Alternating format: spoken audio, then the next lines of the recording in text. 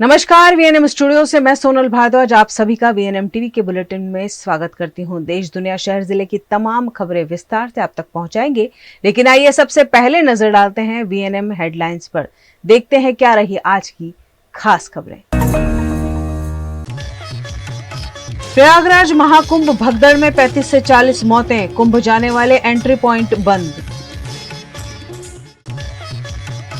गुजरात के मेहसाणा की spinning mill में भीषण आग, 200 टन कच्चा माल जलकर खाक। और वडोदरा में बांग्लादेशी स्टूडेंट की खुदकुशी, सुसाइड नोट के आधार पर जांच जारी। उत्तर प्रदेश के प्रयागराज में जारी महाकुंभ मेले में मची भगदड़ में 35 से 40 लोगों की मृत्यु हो गई है, वहीं लगभग 70 लोगों के घायल होने की खबर है। प्रयागराज महाकुंभ में संगम तट पर मंगलवार बुधवार की रात करीब 1:30 बजे भगदड़ मच गई। इस हादसे में अब तक 35 से 40 लोगों की मौत हो चुकी है। 70 से ज्यादा लोग घायल हैं। मरने वालों की संख्या बढ़ भी सकती है। पहले मेडिकल कॉलेज में 14 शव पोस्टमार्टम के लिए लाए गए थे। फिर मेले से 8 से 10 एम्बुलेंस से कुछ और शवों को लाया गया। इन्हें मिलाकर करीब 20 शव उनके परिजनों को सौंपे जा चुके हैं। प्रयागराज में एंट्री करने वाले 8 पॉइंट भदोही, चित्रकूट, कौसाम्बी, फतेहपुर, प्रतापगढ़, जौनपुर, मिर्जापुर बॉर्डर को बंद कर दिया गया है। इधर प्रशासन ने मौत या घायलों की संख्या को लेकर हादसे के 14 घंटे बाद भी कोई जानकारी नहीं दी है। पीएम मोदी ने मृतकों के परिजनों के प्रति संवेदना जताई है। उत्तर प्रदेश के सीएम योगी आदित्यनाथ ने लोगों से संयम बरतने की अपील की है। उन्होंने कहा कि श्रद्धालु संगम पर ही स्नान करने की न सोचें। गंगा हर जगह पवित्र है, वे जहां है उसी तट पर स्नान करें। प्रयागराज महाकुंभ में श्रद्धालुजनों की भारी भीड़ है। लगभग 8 से 10 करोड़ श्रद्धालु इस समय प्रयागराज के अंदर मौजूद है। कल भी 5.5 करोड़ श्रद्धालुजनों ने महाकुंभ का स्नान किया था। ये जो भारी दबाव श्रद्धालुजनों के कारण और श्रद्धालुओं के संगम नोच पर जाने के कारण वहां पर एक बना हुआ है, लेकिन पूरा प्रशासन मौके पे वहां मौजूद है। रात्रि को 1 से 2 बजे के बीच में अखाड़ा मार्ग पर, जहां पे अखाड़ों के अमृत स्नान के दृश्य से बैरिकेड्स भी किए गए थे, तो बैरिकेड्स को फांद करके आने में कुछ श्रद्धालु गंभीर रूप से घायल हुए हैं। उन्हें तत्काल हॉस्पिटल में पहुंचा करके उपचार आदि की व्यवस्था उनके लिए की गई है। उनमें से कुछ श्रद्धालु गंभीर रूप से घायल हैं। लगातार प्रशासन स्थानीय स्तर पर श्रद्धालुओं की सकुशल स्नान कराने के दृष्टि से रात्रि को कल सायंकाल 6:30-7 बजे से ही मौनी अमावस्या का मुहूर्त प्रारंभ होने के बाद से ही लगातार लगा हुआ है। कांग्रेस सांसद राहुल गांधी ने मामले में आरोप लगाया है कि वीआईपी कल्चर और सरकार की बदइंतजामी के कारण भगदड़ मची। वहीं सपा प्रमुख अखिलेश यादव ने कहा कि महाकुंभ को सेना के हवाले कर देना चाहिए। गुजरात के मेहसाणा के वडसमा गांव में स्पिनिंग मिल में भीषण आग से 200 टन कच्चा माल जलकर खाक हो गया। गुजरात के मेहसाणा जिले के वडसमा गांव में स्थित रॉयल स्पिनिंग मिल में भीषण आग लगने की घटना सामने आई है। इस घटना ने इलाके में हड़कंप मचा दिया। आग लगने का कारण शॉर्ट सर्किट बताया जा रहा है। यह हादसा 2 दिन पहले लगी आग के बाद दूसरी बार हुआ है। रॉयल स्पिनिंग मिल में कॉटन से यार्न का उत्पादन किया जाता था, लेकिन आग लगने से मिल के अंदर रखा करीब 200 टन कच्चा माल जलकर खाक हो गया। आग की सूचना मिलते ही मेहसाणा और कड़ी की फायर ब्रिगेड की टीमें तुरंत मौके पर पहुंची और कड़ी मशक्कत के बाद करीब 7 घंटे में आग पर काबू पाया गया। गनीमत रही कि इस घटना में कोई हताहत नहीं हुआ, लेकिन मिल को भारी नुकसान झेलना पड़ा है। અહીંયા ઘટના એ બની હતી કે કાલેની ને પરમ દિવસે જ્યારે ફાયર થયું હતું એક વખત, ત્યારે ફાયર બ્રિગેડને બોલાવી હતી।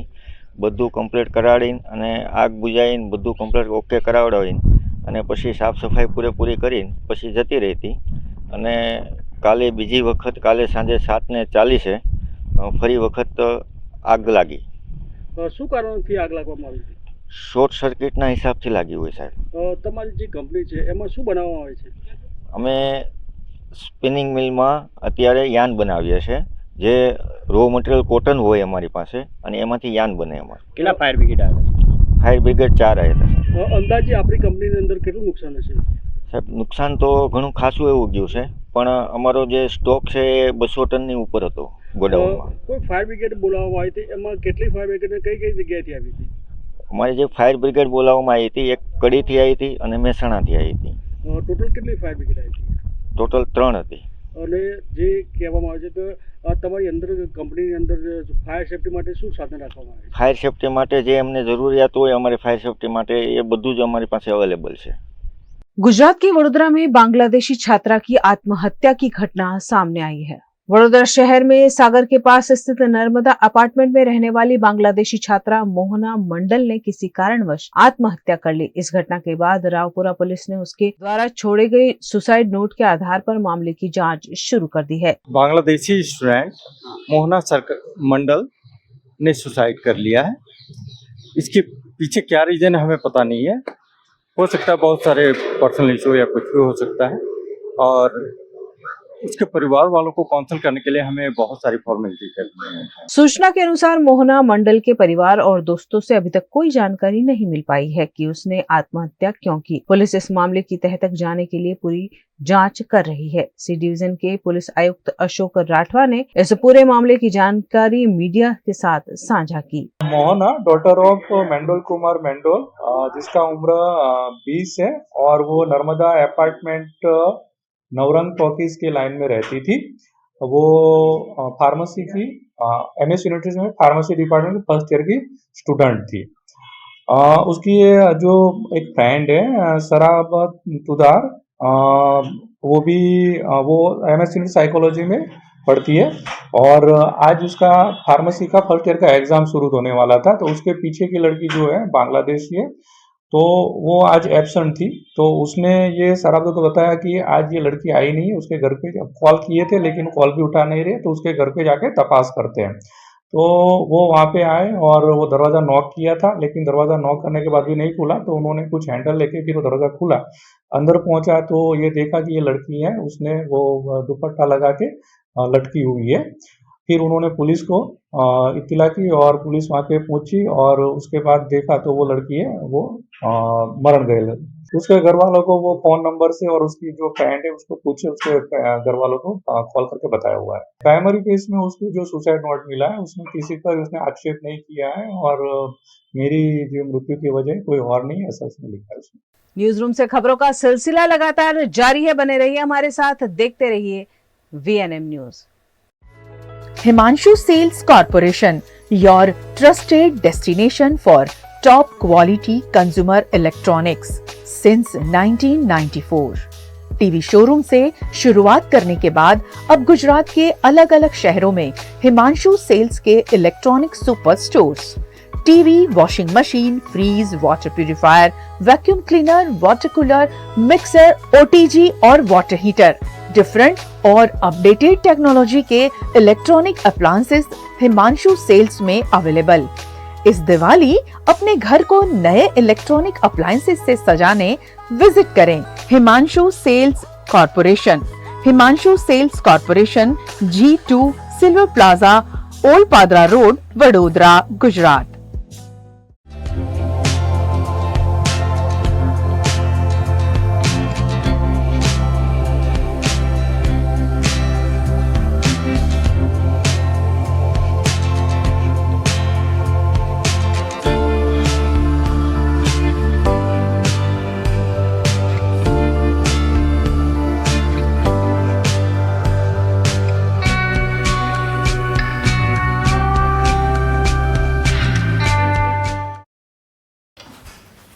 ठीक से साफ करो, ऊपर ऊपर से नहीं।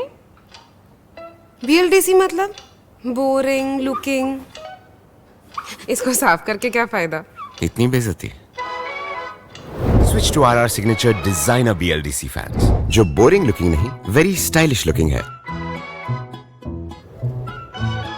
RR सिग्नेचर फैंस, आपके काम की बात। Every new year we take a new year resolution. New year resolution का मतलब होता है upgrading your life, which means upgrading your lifestyle and upgrading your living space. and that is why the best choice is Trilogy by Courtyard.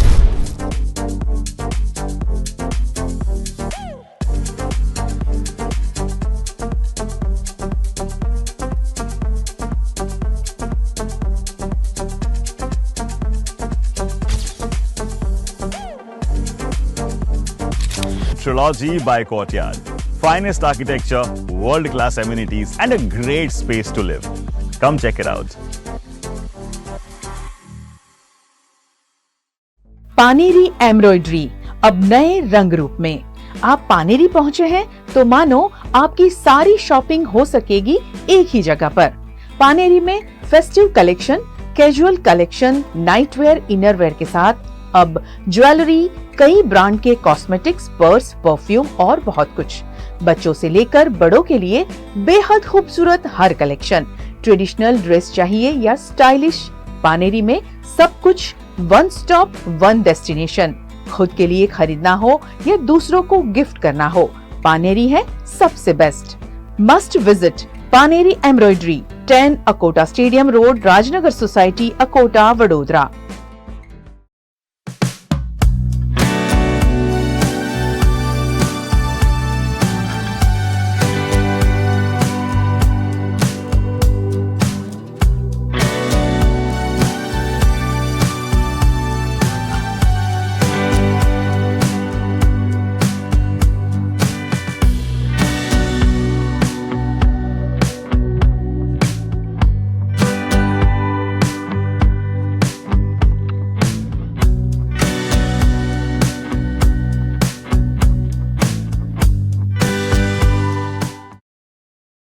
Gujarat के वडोदरा में स्थित urban health centre में नागरिकों को परेशानियों का सामना करना पड़ रहा है। गुजरात सरकार द्वारा नागरिकों को स्वास्थ्य सुविधाओं और जरूरी प्रमाण पत्र जैसे जन्म, मृत्यु प्रमाण पत्र और आयुष्मान कार्ड आसानी से उपलब्ध कराने के लिए शहर में अलग अलग स्थानों पर अर्बन हेल्थ सेंटर शुरू किए गए हैं, लेकिन इन हेल्थ सेंटरों पर सुविधाओं के बजाय लोगों को परेशानियों का सामना करना पड़ रहा है। आज गोत्री अर्बन हेल्थ सेंटर में जन्म मृत्यु प्रमाण पत्र लेने आए नागरिकों को घंटों लाइन में खड़े रहने के बावजूद कोई सही जवाब नहीं मिला।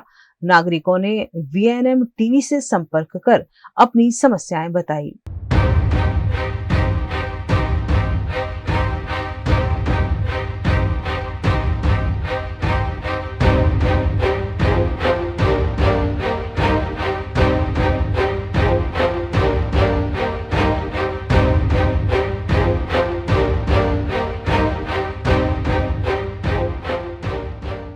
હું માંજલપુર દરબાર ચોકડી ત્યાં મરણનો દાખલો લેવા ગઈ તો કે પોસ્ટમાં આવશે ડિસેમ્બરમાં 24 તારીખ મેં એપ્લાય કર્યું તો આજે મને કીધું કે તમે ગોત્રી જાઓ, રત્નાકર પાર્ક ગોત્રી અર્બન ત્યાં મળશે। અત્યારે આ ભૈયા મને એવું કહે છે કે તમે દરબાર ચોકડી પાછા જાઓ અને 50 રૂપિયા ફી ભરો તો ડુપ્લિકેટ મળે, ઓરિજિનલ જોઈતું હોય તો પાછા ત્યાં જાવ કે છે, દરબાર ચોકડી જાવ કે છે। તો મારે શું કરવાનું ભાઈ?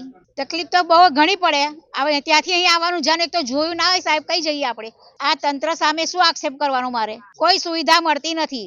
गुजरात के मेहसाना बालिसाना मर्चेंट कॉलेज में छात्रा की आत्महत्या का मामला सामने आया है। मेहसाना के बालिसाना मर्चेंट कॉलेज में BHMS प्रथम वर्ष की छात्रा उर्वशी श्रीमाली ने फांसी लगाकर आत्महत्या कर ली। इस घटना के बाद कॉलेज में हड़कंप मच गया। साथ ही छात्रों ने कॉलेज प्रशासन पर मानसिक प्रताड़ना का आरोप लगाया है और न्याय की मांग को लेकर हड़ताल पर बैठ गए हैं।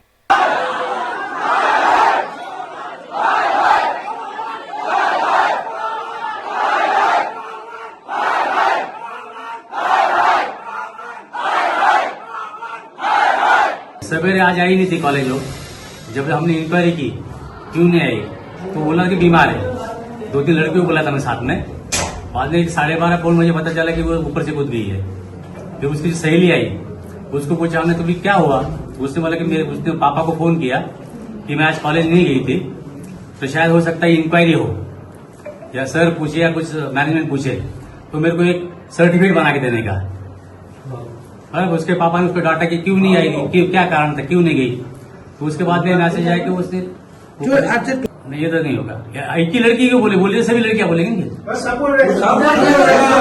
अभी बाहर सभी ने अभी आर्गुमेंट किया है कि ऐसा हुआ था, टॉर्चर जैसा कुछ है, मेंटली हैरेसमेंट ज्यादा होता है। कॉलेज में भी तो उसके बारे में आप क्या कहेंगे? क्या कहेंगे, एक्चुअली तो ऐसा नहीं है। गुजरात की दाहोद पुलिस ने मंदिरों में चोरी करने वाले आरोपी को गिरफ्तार किया है। गुजरात और राजस्थान के जैन मंदिरों में हुई चोरी की अनसुलझी गुत्थी को इंसानी स्रोत और तकनीकी सहायता से सुलझाते हुए दाहोद पुलिस ने बड़ी सफलता हासिल की है। दाहोद जिले के झालोद तालुका के वरोद गांव में स्थित मंदिर में हुई चोरी का भेद पुलिस ने खोल दिया है। दाहोद पुलिस ने हाईटेक टेक्नोलॉजी का इस्तेमाल करते हुए ड्रोन कैमरे की मदद से आरोपी को गरबाड़ा के मातवा गांव से गिरफ्तार किया। आरोपी को पकड़ने के लिए पुलिस ने चारों तरफ से इलाके की घेराबंदी कर दी थी। जब आरोपी को उसके घर से पकड़ने की कोशिश की गई तो वह भागने लगा, लेकिन पुलिस ने ड्रोन कैमरे की मदद से उसे ट्रैक कर गिरफ्तार कर लिया। રાજસ્થાનના અલગ અલગ જૈન મંદિરોમાં વારંવાર ચોરીઓની ઘટનાઓ સામે આવેલી, એ ઉપરાંત દાહોદ જિલ્લાના લીંબડી ખાતે સોમેશ્વર મંદિરમાં પણ એક ચોરીનો બનાવ ચાલુ મહિને બનવા પામેલ હતો। આમ રાજસ્થાનની 3 મંદિર ચોરી, જેમાં 2 જૈન મંદિર, એક રાધાકૃષ્ણ મંદિર અને એક દાહોદનું શિવ મંદિર, આ બધી ચોરીઓ ઉપર દાહોદ જિલ્લા પોલીસે ટેકનિકલ એનાલિસિસ અને હ્યુમન ઇન્ટેલિજન્સની મદદથી કામ કરેલું, જેમાં સીસીટીવી ફૂટેજ રાજસ્થાનના મળતા એક વ્યક્તિ આઈડેન્ટિફાઈડ થયેલો, જેનું નામ રાજેશ લાલા ડામોર છે। તેના ઉપર ટેકનિકલ એનાલિસિસ કરતા તેમનું લોકેશન એમના ગામ માતવા ખાતે મળી આવેલું, અને જ્યાં જંગલી વિસ્તાર હોય, ડુંગરાળ પ્રદેશ હોય, આરોપીઓ ભાગી જતા હોય છે જ્યારે પોલીસ પકડવા જાય, કેમ કે દૂરથી એ પોલીસને જોઈ જતા હોય છે અને ત્યારબાદ જંગલનો લાભ લઈ અને છટકી જતા હોય છે।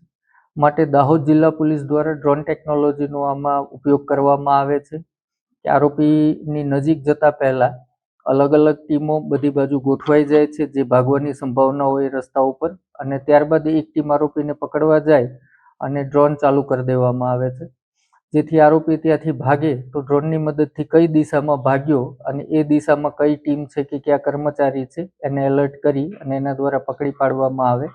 તો આ રીતે રાજેશ લાલા ડામોરને દાહોદ જિલ્લા પોલીસની એલસીબી પીઆઈ ગામેતીના નેતૃત્વ હેઠળ પીએસઆઈ સંજય રાઠોડ અને એમની ટીમે પકડી પાડેલ છે। खबरें अभी और भी जिन्हें लगातार आप तक पहुंचाते रहेंगे, लेकिन छोटे से अंतराल के बाद बने रहिए हमारे साथ, देखते रहिए VNM news. Studying abroad is no more a dream, just a decision with Kanan International. Let's grow globally. Study in Canada. Choose from more than 95 colleges and universities. Study in USA. Choose from more than 250 universities. We provide expert coaching in IELTS and special batches for spoken English. Want to prepare IELTS or practice online? Visit www.kananprep.com. One-stop solution under one roof for studying abroad. Coaching, admission, visa and resettlement. Kanan International at Trident Complex, Risco Circle. Branch offices at VIP Road and Manjalpur. Call toll-free number 1800-233-6699.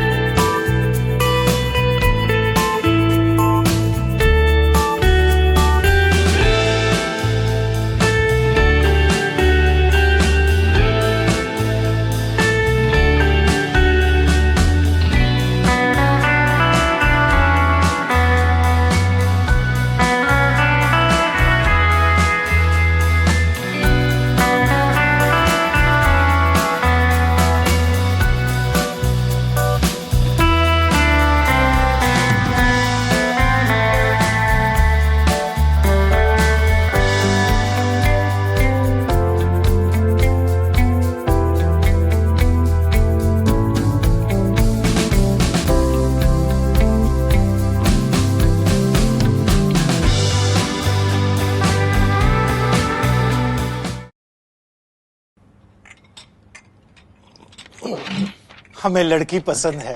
कुंडली भी मिलती है भैया, काफी hot है। कोने कोने में हवा नहीं पहुंच रही? Switch to RR signature Broadway fans with curve plates, जो हवा पहुंचाए कोने कोने में। Feeling like a wow. RR signature fans, आपके काम की बात।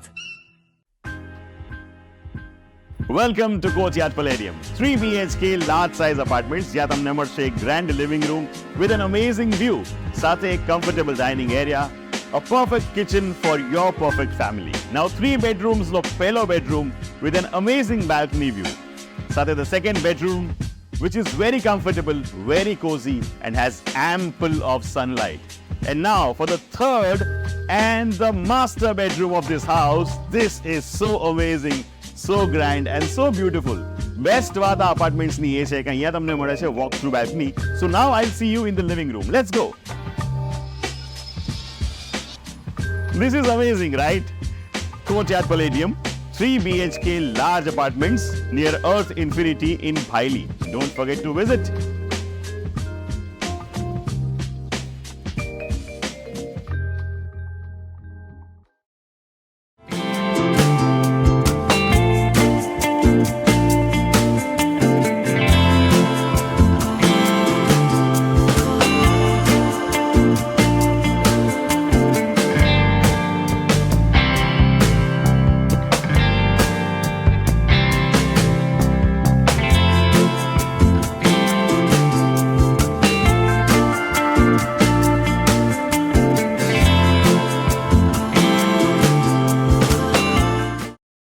फैशन सिर्फ स्टाइल और ट्रेंड का नाम नहीं है, बल्कि हमारी सोच, संस्कृति और पर्यावरण के प्रति हमारी जिम्मेदारी का प्रतीक भी है।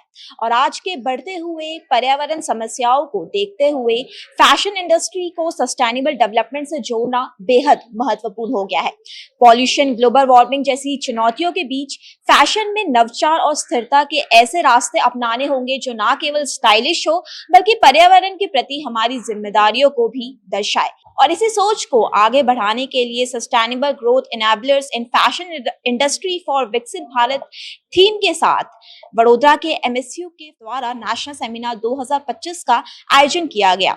इस आयोजन में देश भर के दिग्गज विशेषज्ञ और युवा इनोवेटर्स ने मिलकर फैशन इंडस्ट्री को सस्टेनेबल डेवलपमेंट से जोड़ने के तरीकों पर चर्चा की। तो आइए आपको बताते हैं इस आयोजन के बारे में और भी ज्यादा विस्तार से।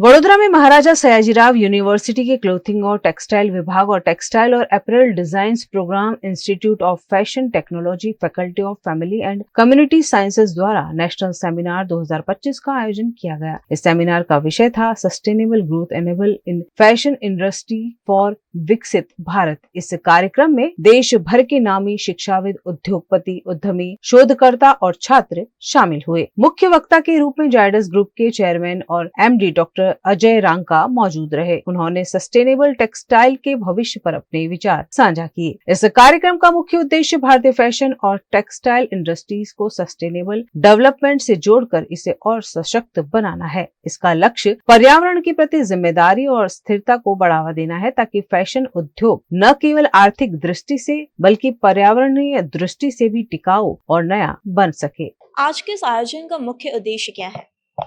हमारे फैशन इंडस्ट्री जो कि प्रमुख एम्प्लॉयर है इंडिया के, तो उसमें ऐसा है कि हमारे स्टूडेंट्स, यूनिवर्सिटी के स्टूडेंट्स या एंटरप्रेन्योर्स या आर्टिसंस जो इस इंडस्ट्री के साथ जुड़े हुए हैं, वो किस तरह से अपने एक दूसरे के साथ कनेक्ट हो सके, एक सिनर्जी क्रिएट कर सकें और अपने सस्टेनेबिलिटी की तरफ को सामने रखते हुए हमारा विकसित भारत की तरफ आगे बढ़े। सो उसका मेन थीम है सस्टेनेबिलिटी और कौन से ऐसे ग्रोथ एनेबलर्स हैं फैशन इंडस्ट्री में जो हमें विकसित भारत की तरफ ले जा सकेंगे। और इसी रेफरेंस में हमने गुजरात और गुजरात से बाहर के speakers as well as participants भी हमने इनवाइट किए थे। सस्टेनेबल डेवलपमेंट को फैशन इंडस्ट्री में बढ़ावा देना कितना महत्वपूर्ण है? अगर हम बात करते हैं सस्टेनेबल डेवलपमेंट गोल्स जो कि 2030 तक में हमें पूर्ण करने हैं और इसके साथ हमारा विकसित भारत 2047 में, तो हमारे भारत भी उसी गोल की तरफ अग्रसर है और उसमें फैशन इंडस्ट्री एक बहुत बड़ा रोल प्ले करती है। क्यों? क्योंकि हम आकर्षित होते हैं फैशन को एज अ ग्लैमर देखते हुए, लेकिन हमें ये समझना है कि जब इतना कंट्रीब्यूट करता है वो इंडियन इकोनॉमी की तरफ, तो हमें उसको सस्टेनेबिलिटी को प्रायोरिटी पे रखते हुए, ताकि हम अपने नेचर अर्थ को और ना ही हम अपने समाज को कोई नुकसान पहुंचाएं अपने इस फैशन को के प्रोडक्शन से या कंजम्पशन से। उम्मीद है आज का ये सेमिनार फैशन इंडस्ट्री को सस्टेनेबल डेवलपमेंट और पर्यावरण से जोड़कर और भी सशक्त बनाएगा। वडोदरा में नगर प्राथमिक शिक्षा समिति के चौथे वर्ग के कर्मचारियों की समस्याओं के समाधान के लिए अहम बैठक आयोजित की गई। वडोदरा में चौथे वर्ग के कर्मचारियों के स्थायीकरण पर समाधान के लिए अहम बैठक का आयोजन किया गया। इस बैठक में पालिका शिक्षा समिति और कर्मचारी संघ के वकील शामिल हुए। लगभग 45 मिनट तक चली इस संवैधानिक बैठक में तीनों पक्षों ने अपने अपने पक्ष रखे। नगर प्राथमिक शिक्षा समिति के चौथे वर्ग के कर्मचारी लंबे समय से अपने स्थायीकरण और अन्य लाभों की मांग कर रहे हैं। इसी मुद्दे को हल करने के लिए पालिका शिक्षा समिति और कर्मचारी संघ के वकीलों के बीच एक महत्वपूर्ण बैठक आयोजित की गई। बैठक के बाद नगर प्राथमिक शिक्षा समिति के अध्यक्ष निशित देसाई, समिति के चेयरमैन डॉक्टर शीतल मिस्त्री और कर्मचारी संघ के प्रमुख नीलेश राज ने इसे सकारात्मक बैठक बताया। અમે જે લડત લડી રહ્યા છે કાયમી કરવાની, એના અનુસંધાને એક કમિટી બનેલી. એક કમિટીની પ્રથમ મિટિંગ મળી 13 તારીખે અને અમે 16 તારીખનું અલ્ટિમેટ આપેલું. એટલે અલ્ટિમેટ આપેલું એટલે અમે લોકો હડતાળ પર બેઠા. એના ત્રીજા દિવસ એટલે 18 તારીખે સ્ટેન્ડિંગ કમિટીના ચેરમેન સાહેબે આવ્યા અને એમણે કહ્યું કે નિલેશભાઈ, હડતાલ એ કોઈ રસ્તો નથી અને આપણે તમારું કામ કરવું જ છે. તો કે જો મારે કરવું છે તો હું તમને લેખિતમાં આપું છું કે તમે હડતાળ સમેટી લો, તમે તમારું કામ અમે કરીશું. એટલે એમણે લેખિતમાં આપ્યું, અમે અમારી હડતાળ સમેટી લીધી. ત્યારબાદ એ જ દિવસે નક્કી થયેલું કે આપણે આ દિવસે આપણે તમારા વકીલ, અમારા વકીલ અને કોર્પોરેશનના વકીલને બોલાવીને એક આપણે સમાધાનની ફોર્મ્યુલા નક્કી કરીએ અને આગળ વધીએ. અને એના પ્રયાસે આજે અમારા તરફથી વકીલ આવેલા, કોર્પોરેશન શિક્ષણ સમિતિ તરફથી લીગલ એડવાઇઝર હાંડે સાહેબ હાજર રહેલા અને શીતલભાઈ મિસ્ત્રી સાહેબ જે સ્ટેન્ડિંગ કમિટીના ચેરમેન છે એમના આગેવાનીમાં મીટિંગ થઈ. એમાં અમારા ચેરમેન, વાઇસ ચેરમેન, પૂર્વ ચેરમેન શ્રી, શાસનાધિકારી શ્રી અને ઓફિસ સ્ટાફ હાજર રહ્યો હતો. આપ સૌ જાણો છો એ મુજબ બસ ટેકનિકલ વિષયમાં વકીલ સાહેબોની ચર્ચાનો વિષય હતો આજનો અને મેઇન ટેકનિકલ વિષયમાં પોઝિટિવ વેમાં ચર્ચા આગળ વધી છે. હજુ આવનાર દિવસોમાં હજુ બેક ટુ બેક આની મિટિંગો ચાલુ રહેશે, પણ જેમ જેમ મિટિંગો જતી જશે અમે માનો કંઈક સારું નિરાકરણ આવે એ દિશામાં પ્રયાસ ચાલી રહ્યો છે. જે બી ટેકનિકલ મુદ્દા છે, કોર્ટના મુદ્દા હોય એટલે એની અંદર અમુક વિષયમાં કોર્ટના વકીલ જ નિર્ણય લઈ શકતા હોય કે કઈ રીતે આને આગળ વધવું, એના વિષયમાં અમે લોકો આજે ચર્ચા કરી છે અને સારી ચર્ચા પોઝિટિવ રહી છે. 1993થી લગભગ 570 જેટલા વર્ગ 4ના કર્મચારીઓ શિક્ષણ સમિતિમાં પ્રોબેશન પીરિયડ અને ત્યારબાદ ક્રમશઃ કન્ટિન્યુઅસ નોકરી કરેલી છે. એ લોકો લેબર કોર્ટમાં ગયા હતા. લેબર કોર્ટનો ચુકાદો એમની તરફેણમાં આવ્યો હતો. ત્યારબાદ એ લોકો અપીલમાં હાઈકોર્ટમાં ગયા છે. સામે કોર્પોરેશન પણ અપીલમાં છે, શિક્ષણ સમિતિ પણ અપીલમાં છે અને આખો મામલો સબ જ્યુડિસ છે. ત્યારે ઘણા લાંબા સમયથી આ લોકો પોતાના લાભોથી વંચિત હોવાથી એમનામાં એક સંતોષની લાગણી ઉદ્ભવવા પામી છે અને અમારા પરિવારજન જેવા કે જેમણે આખી જિંદગી શિક્ષણ સમિતિમાં કામ કર્યું છે એમના માટે એક સહાનુભૂતિ અને માનવતાનો અભિગમ દાખવવા માટે જ્યારે એ લોકો સ્ટ્રાઇક પર બેઠા ત્યારે મેં એમને સમજાવ્યા હતા કે ભાઈ અમે સેટલમેન્ટ કરવું હશે તો માનવતાના ધોરણે કરવા તૈયાર છે, કારણ કે લીગલ પ્રોસેસ ઘણી લાંબી ચાલે એવી હોય છે. એટલે આ સંજોગોમાં આજે એ એમના યુનિયનના જે લીડરો છે એ વત્તા શિક્ષણ સમિતિના ચેરમેન, વાઇસ ચેરમેન નિશિતભાઈ અને અંજનાબેન અને પૂર્વ ચેરમેન એવા મુનિષભાઈ પંડ્યા, એમના એકાઉન્ટ ઓફિસર, કર્મચારીઓ તરફના વકીલ અને અમારી તરફના વકીલ બધા ભેગા થઈ અને સમાધાનની ફોર્મ્યુલા સેટલમેન્ટ કેવી રીતે કરી શકાય એ દિશામાં ચર્ચા વિચારણા કરી અને કોર્પોરેશન શું ભારણ પડે છે એ આવનારી મિટિંગોમાં નક્કી કરી અને કોઈ વસ્તુ ફાઇનલ થાય ત્યારબાદ સેટલમેન્ટ ડીડ કરી અને ઇનસાઇડ કોર્ટ સેટલમેન્ટ પોસિબલ છે કે કેમ, શું ભારણ આવે છે, આ તમામ પાસાનો વિચાર કરી અને એમની જે કમિટી બની છે એમાં આ વિચાર મૂકવામાં આવશે અને ત્યારબાદ કમિશનર સાહેબ જે નિર્ણય લે એ પ્રમાણે કોર્પોરેશન આમાં સેટલમેન્ટ કરશે। गुजरात के वडोदरा के एमएस यूनिवर्सिटी की कॉमर्स फैकल्टी के छात्र पीने के पानी जैसी मूलभूत सुविधा से भी वंचित हैं। गुजरात के वडोदरा शहर के विश्व प्रसिद्ध महाराजा सयाजीराव गायकवाड़ यूनिवर्सिटी फिर एक बार चर्चा में है। यूनिवर्सिटी में कॉमर्स फैकल्टी में जहां 7,000 से अधिक छात्र पढ़ाई करते हैं, वहां पीने के पानी की भारी कमी देखी जा रही है। यूनिवर्सिटी में अध्ययन करने वाले छात्रों को पीने का पानी लाने के लिए घर से बोतल लानी पड़ती है या फिर बाहर से पैसे खर्च करके पानी खरीदना पड़ता है। इसका मुख्य कारण यह है कि कॉमर्स फैकल्टी के मुख्य भवन में पीने के पानी की सुविधा नहीं है, जिसके चलते पूर्व सेनेट सदस्य अमर ढोमसे ने यूनिवर्सिटी प्रशासन से जल्द पीने के पानी के कूलर शुरू करने की मांग की है। बाइट अमर ढोमसे, पूर्व सेनेट सदस्य। विद्यार्थीओने जे बेसिक जरूरियात कहेवाय पाणीनी जरूरियात आज यूनिवर्सिटीना सत्ताधीशो द्वारा विद्यार्थीओनी संतोषी नहीं सकता अने हवे जग वाटे आ तमे जोई रह्या छो आ जग वाटे विद्यार्थीओने पाणी पूरुं पाडवामां आवे ज्यां कोई ग्लासनी सुविधा छे ना कशी ज सुविधा छे अने आवुं पाणी नीचे पड़ीने ददड़तो अहींया फेकल्टीमां बधे गंदवाड़ो थाय जेना कारणे मच्छरोनो उपद्रव थाय एवी हालत अहींया करी मूकी छे।